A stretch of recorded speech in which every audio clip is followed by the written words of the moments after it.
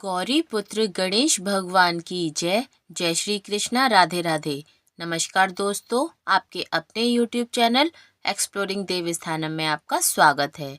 आइए जानते हैं बृहस्पतिवार की व्रत कथा। भारतवर्ष में एक प्रतापी और दानी राजा राज्य करता था।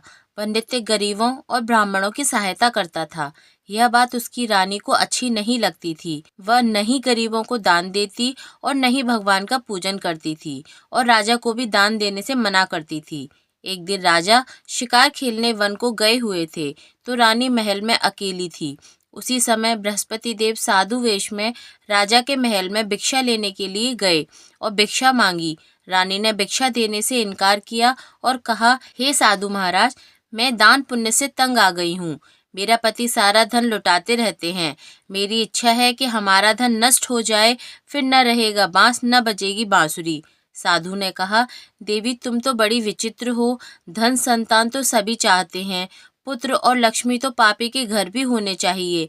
यदि तुम्हारे पास अधिक धन है तो भूखों को भोजन दो, प्यासों के लिए प्याऊ बनवाओ, मुसाफिरों के लिए धर्मशालाएं खुलवाओ। जो निर्धन अपनी कुंवारी कन्याओं का विवाह नहीं कर सकते, उनका विवाह करा दो। ऐसे और कई काम हैं जिनके करने से तुम्हारा यश लोक परलोक में फैलेगा। परंतु रानी पर उपदेश का कोई प्रभाव न पड़ा। वह बोली, महाराज आप मुझे कुछ न समझाइए। मैं ऐसा धन नहीं चाहती जो हर जगह बांटती फिरूं। साधु ने उत्तर दिया, यदि तुम्हारी ऐसी इच्छा है तो तथास्तु। तुम ऐसा करना कि बृहस्पतिवार को घर लीपकर पीली मिट्टी से अपना सिर धोकर स्नान करना, भट्टी चढ़ाकर कपड़े धोना। ऐसा करने से आपका सारा धन नष्ट हो जाएगा। इतना कहकर वह साधु महाराज वहां से आलोप हो गए। साधु के अनुसार कई बातों को पूरा करते रानी को केवल 3 बृहस्पतिवार ही बीते थे कि वह उसकी समस्त धन संपत्ति नष्ट हो गई। भोजन के लिए राजा का परिवार तरसने लगा। तब एक दिन राजा ने रानी से बोला कि हे रानी, तुम यहीं रहो, मैं दूसरे देश को जाता हूँ, क्योंकि यहाँ पर सभी लोग मुझे जानते हैं, इसलिए मैं कोई छोटा कार्य नहीं कर सकता। ऐसा कहकर राजा परदेश चला गया। वहाँ वह जंगल से लकड़ी काट कर लाता और शहर में बेचता। इस तरह वह अपना जीवन व्यतीत करने लगा। इधर राजा के परदेश जाते ही रानी और दासी दुखी रहने लगी। एक बार जब रानी और दासी को 7 दिन तक बिना भोजन के रहना पड़ा तो रानी ने अपनी दासी से कहा, हे दासी, पास ही के नगर में मेरी बहन रहती है, वह बड़ी धनवान है। तू उसके पास जा और कुछ ले आ ताकि थोड़ी बहुत गुजर बसर हो जाए। दासी रानी की बहन के पास गई। उस दिन गुरुवार था और रानी की बहन उस समय बृहस्पतिवार व्रत की कथा सुन रही थी। दासी ने रानी की बहन को अपनी रानी का संदेश दिया, लेकिन रानी की बड़ी बहन ने कोई उत्तर नहीं दिया। जब दासी को रानी की बहन से कोई उत्तर नहीं मिला तो वह बहुत दुखी हुई और उसे क्रोध भी आया। दासी ने वापस आकर रानी को सारी बात बता दी। सुनकर रानी ने अपने भाग्य को कोसा। उधर रानी की बहन ने सोचा, मेरी बहन की दासी आई थी परंतु मैं उससे नहीं बोली, इससे वह बहुत दुखी हुई होगी। कथा सुनकर और पूजन समाप्त करके वह अपनी बहन के घर आई और कहने लगी, बहन, मैं बृहस्पतिवार का व्रत कर रही थी। तुम्हारी दासी मेरे घर आई थी, परंतु जब तक कथा होती है तब तक न तो उठते हैं और न ही बोलते हैं, इसलिए मैं नहीं बोली। कहो दासी, क्यों गई थी? रानी बोली, बहन, तुमसे क्या छिपाऊं, मेरे घर में खाने तक को अनाज नहीं था। ऐसा कहते कहते रानी की आंखें भर आईं। उसने दासी समेत पिछले 7 दिनों से भूखे रहने तक की बात अपनी बहन को विस्तार पूर्वक सुना दी। रानी की बहन बोली, देखो बहन, भगवान बृहस्पति देव सबकी मनोकामना पूर्ण करते हैं। देखो, शायद तुम्हारे घर में अनाज रखा हो।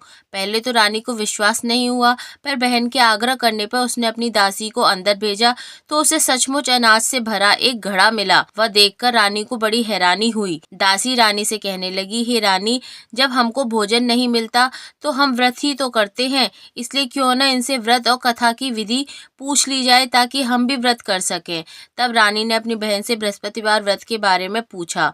उसकी बहन ने बताया, बृहस्पतिवार के व्रत में चने की दाल और मुनक्का से विष्णु भगवान का केले की जड़ में पूजन करें तथा दीपक जलाएं, व्रत कथा सुने और पीला भोजन ही करें, इससे बृहस्पति देव प्रसन्न होते हैं। व्रत और पूजन विधि बताकर रानी की बहन अपने घर को लौट आई। 7 दिन के बाद जब गुरुवार आया तो रानी और दासी ने व्रत रखा। घुड़साल में जाकर चना और गुड़ लेकर आई, फिर उससे केले की जड़ तथा विष्णु भगवान का पूजन किया। अब पीला भोजन कहाँ से आए, इस बात को लेकर दोनों बहुत दुखी थे। चूंकि उन्होंने व्रत रखा था, इसलिए बृहस्पति देव उनसे प्रसन्न थे। इसलिए वे एक साधारण व्यक्ति का रूप धारण कर 2 थालों में सुंदर पीला भोजन दासी को दे गए।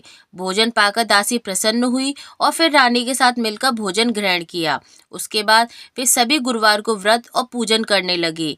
बृहस्पति देव भगवान की कृपा से उनके पास फिर से धन संपत्ति आ गई, परंतु रानी फिर से पहले की तरह आलस्य करने लगी। तब दासी बोली, देखो रानी, तुम पहले भी इस प्रकार आलस्य करती थी, तुम्हें धन रखने में कष्ट होता था। इन सभी कारण से धन नष्ट हो गया और अब जब भगवान बृहस्पति देव की कृपा से धन मिला है तो तुम्हें फिर से आलस्य हो रहा है। रानी को समझाते हुए दासी कहती है कि बड़ी मुसीबतों के बाद हमने यह धन पाया है, इसलिए हमें दान पुण्य करना चाहिए, भूखे मनुष्यों को भोजन कराना चाहिए और धन को शुभ कार्यों में खर्च करना चाहिए, जिससे तुम्हारे कुल का यश बढ़ेगा, स्वर्ग की प्राप्ति होगी और पितृ प्रसन्न होंगे। दासी की बात मानकर रानी अपना धन शुभ कार्यों में खर्च करने लगी, जिससे पूरे नगर में उसका यश फैलने लगा। हे बृहस्पति देव, जैसे आपने रानी पर कृपा करी, उसकी भूलों को क्षमा किया, वैसे ही आपकी कथा पढ़ने वाले, आप में विश्वास रखने वाले उन सभी पर अपनी कृपा बरसाइए और उनकी हुई गलतियों को क्षमा करिए। बोलिए भगवान बृहस्पति देव की जय।